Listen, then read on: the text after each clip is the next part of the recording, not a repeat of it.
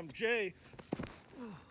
And I'm going to use a painting at Cleburne State Park to show you why art and yoga don't mix. My visit actually started the night before on a cold, moonlit evening. I'm just chilling here, having a fire. And then look...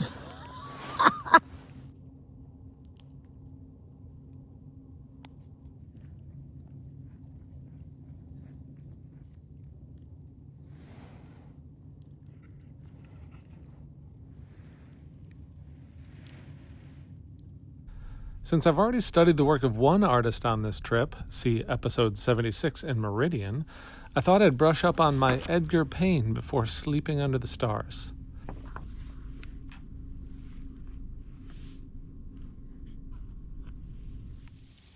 The last embers of the fire are dying, and the snow has come early. I had to do today's hike in the dark so I could beat the weather.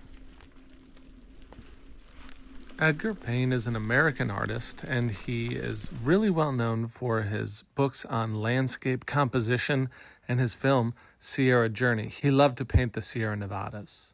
Sadly, my dreams of emulating Payne would be thwarted over and over again today.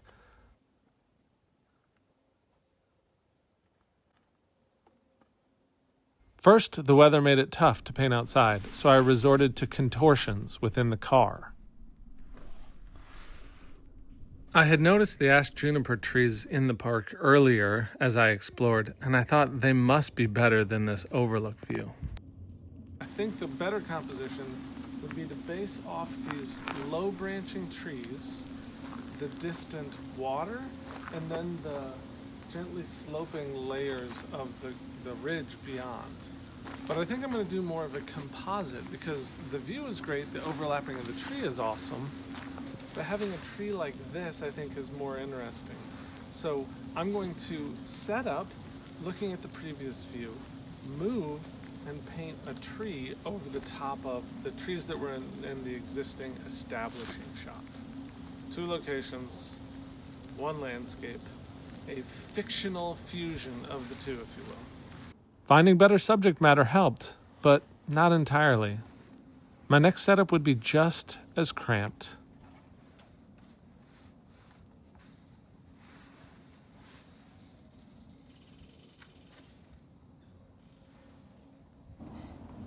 Not ideal.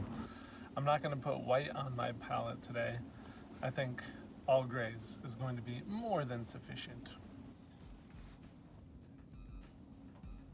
The problem with hiding in the car, pulling back from the rain that was dripping in around the open hatch, is threefold. My view was pretty restricted, and I felt like a shrimp in an office chair trying to see both the landscape and paint. Secondly, my legs and back were overly constricted, and I focused more on the discomfort than on simple paint-related decision-making. Third, it's really important to step back from your painting occasionally to evaluate how everything's working. Perhaps if I had been able to do that, or maybe if I wasn't feeling constrained by the snow/freezing rain, I might have caught a huge error. As it was, my agitation just led me to making more and more bad decisions, and I got bogged down in the badness of it all.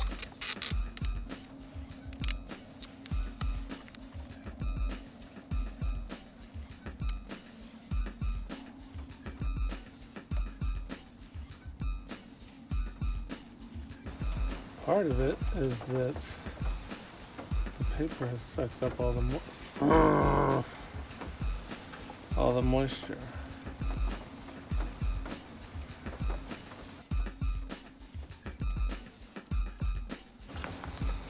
But I don't think the brush will be any better for delivering kind of raggedy reeds. See how they're like double lined? Well, nothing fast.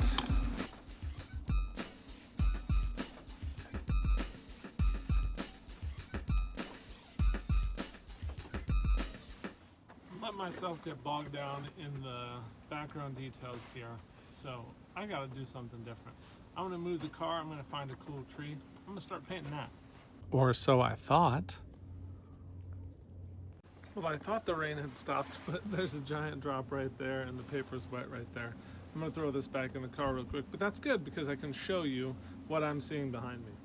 What's right here in the frame, you'll notice, is about half of the image. And I needed a little bit more foreground space and a lot less middle ground and background space. So I set up the composition poorly. That's fine. You can't mess up a painting. As long as you're working with opaques, all you can do is scrape it off and paint over it. And that's exactly what I'm going to do. So let this be a lesson to you. The spaciousness of a chair and a studio feels like a huge luxury now.